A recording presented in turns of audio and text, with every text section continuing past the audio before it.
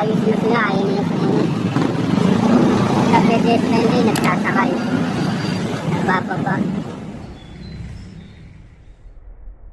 Pedestrian din, hindi nila naiintindihan ng mga sasakyan. Pila ng e-trek, may pila ng jeep.